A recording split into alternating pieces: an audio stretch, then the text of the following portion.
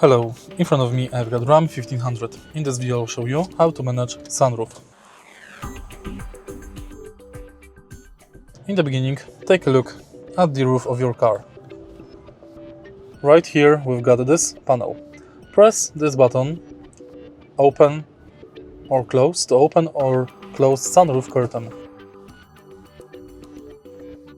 Sunroof will also open automatically. If you want to open sunroof curtain without opening the roof, right here we've got tilt button. Press it down to close it and press up to tilt it.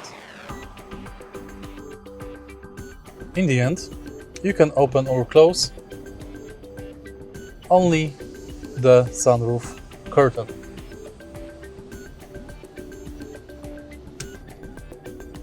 If you find this video helpful, please leave like, comment and subscribe.